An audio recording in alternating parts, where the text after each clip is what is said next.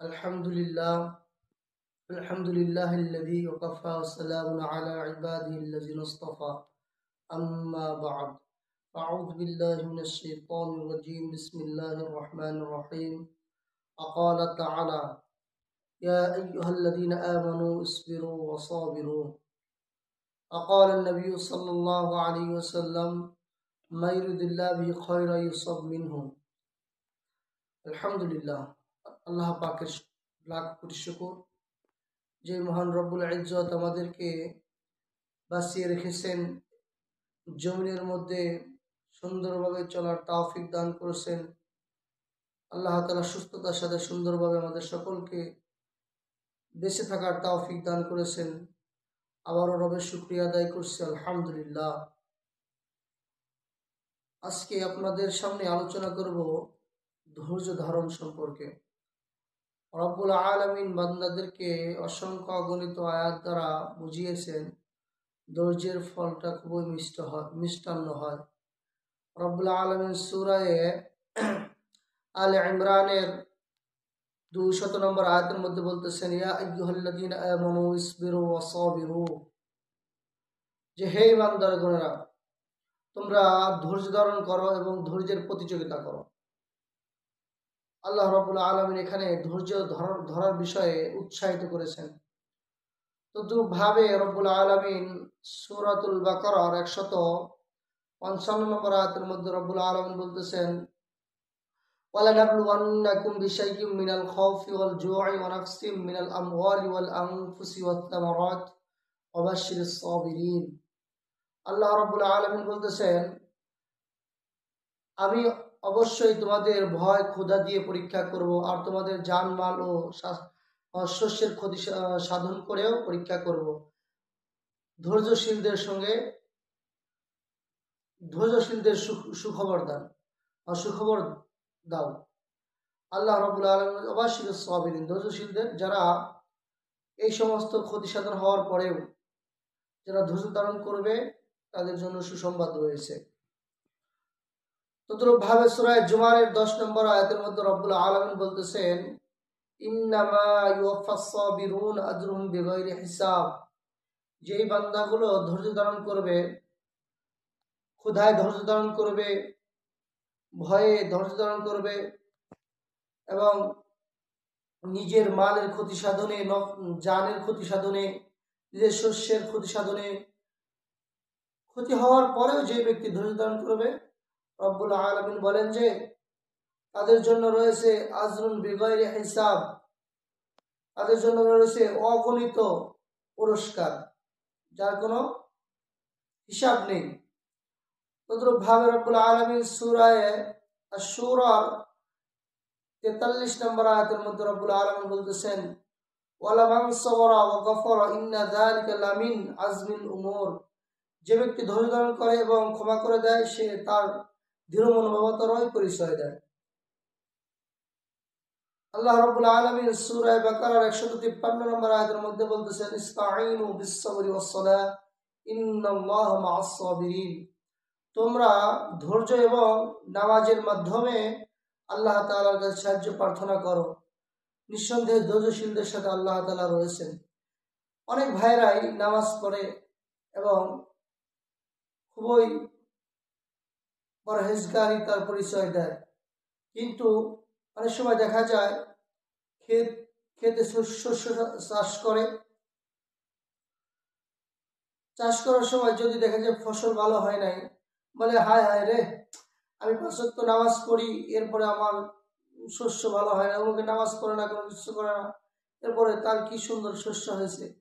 আবার একটু বালা মুসিবত, মুসল্লি 5 ওয়াক্ত নামাজ পড়ে, এরপরে সামান্য একটু বালা মুসিবত হয়েছে, অনেক ভালো ভালো মানুষই বলে ফেলায়, আল্লাহ শুধু আমাকেই দেখেছে, আমাকে এত বালা মুসিবতের মধ্যে আবদ্ধ করে রেখেছে, আল্লাহ তাআলা কি আর কাউকে দেখে না, আমি আল্লাহর কি ক্ষতি করেছি, এরকম কথা বলে ফেলায়। নাউযুবিল্লাহ, এরকম কথা বলা অনেক বড় গুনাহের কাজ।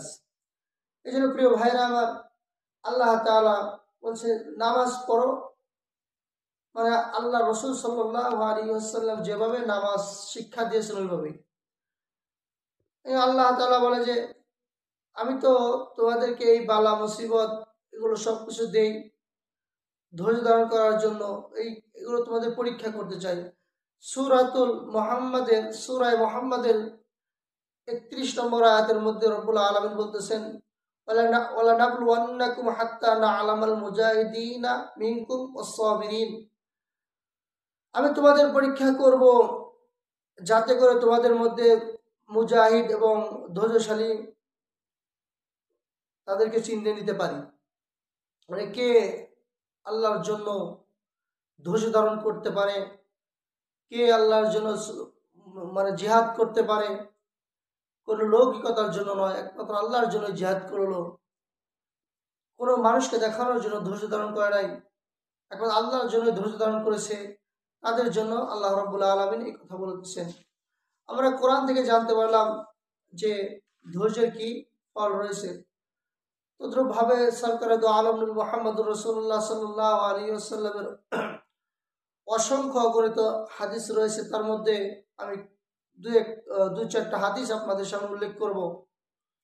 আনা আবি সাঈদিন ওয়া আবি হুরায়রা রাদিয়াল্লাহু তাআলা আনহুমা আনিন নবী সাল্লাল্লাহু আলাইহি ওয়াসাল্লাম قال মা ইউসিবুল মুসলিমা মিন নাসাবিন ওয়ালা ওয়াসাবিন ওয়ালা হাম্মিন ওয়ালা হাযামিন ওয়ালা আদান ওয়ালা গাম্মিন হাত্তা শাওকাতু ইউশাকুহা ইল্লা কাফারাল্লাহু বিহা মিন খাতায়াহু মুত্তাফাকুন আলাইহি।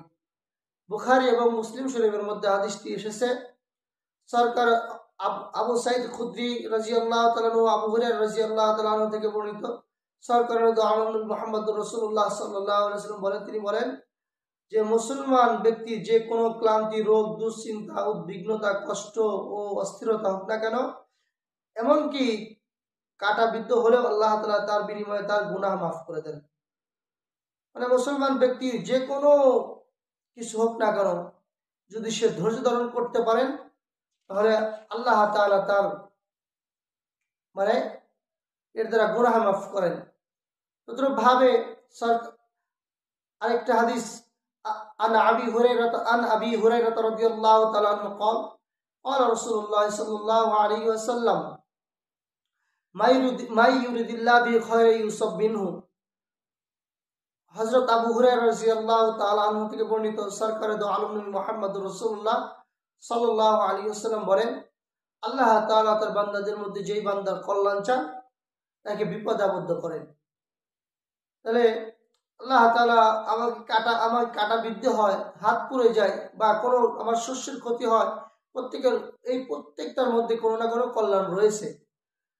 তদ্রুপভাবে সরকার দু আলম নবী মুহাম্মদ রাসূলুল্লাহ সাল্লাল্লাহু আলাইহি ওয়াসাল্লাম আরেকটা হাদিস, এটাও বুখারী এবং মুসলিম শরীফের মধ্যে আসছে। ওয়া আনাস রাদিয়াল্লাহু তাআলা আনহু قال قال رسول الله صلى الله عليه وسلم لا يتمنى أن أحدكم الموت لضر أحد أصابه فإن كان لا بد فاعلا فليقل اللهم أحيني ما كانت الحياة خيرا لي وتوفني إذا كانت الوفاة خيرا لي متفق عليه। বুখারী এবং মুসলিম শরীফের মধ্যে আসছে, হযরত আনাস রাদিয়াল্লাহু আনহু থেকে বর্ণিত, তিনি বলেন রাসূল সাল্লাল্লাহু আলাইহি ওয়াসাল্লাম বলেছেন, তোমাদের কেউ বিপদে আক্রান্ত হলে সে যেন মৃত্যু কামনা না করে। যদি করতে হয় তাহলে এমন যেন বলে, হে আল্লাহ, বেঁচে থাকা যদি আমার জন্য কল্যাণজনক হয় তাহলে আপনি আমাকে বাঁচিয়ে রাখেন, আর যদি মৃত্যু আমার জন্য কল্যাণ মঙ্গলজনক হয় তাহলে আমাকে মৃত্যু দান করেন। এজন্য প্রিয় ভাইরা আমার, আমরা সর্ব অবস্থায় ধৈর্য ধারণ করব, আল্লাহ তাআলার উপর আমরা সর্বদাই বিশ্বাস রাখবো। আল্লাহ তাআলা আমাকে এই বিপদ দিয়েছেন, নিঃসন্দেহে আল্লাহ তাআলা আমাকে বিপদ থেকে উদ্ধার করবেন, এবং কি আমার যত প্রকারের যত মানে অনিষ্ট হইতেছে, ক্ষতি হইতেছে, এর পিছনে হয়তোবা আল্লাহ তাআলা কোনো কল্যাণ রেখেছে, কখনোই এরকম নিরাশ হবে না। আল্লাহ এর জন্য বলে লা তাকনাতু বির রাহমাতিল্লাহ, কখনোই নিরাশ হবে না আমার রহমত থেকে। এর জন্য প্রিয় ভাইরা আমার, আল্লাহ তাআলার রহমতের উপর আমরা অটল থাকবো এবং বেশি সে বেশি ধৈর্য ধারণ করবো। আল্লাহ তাআলা আমাদের ধৈর্য ধারণ করার মতো তৌফিক দান করুক। আসসালামু আলাইকুম ওয়া রাহমাতুল্লাহি ওয়া বারাকাতুহু।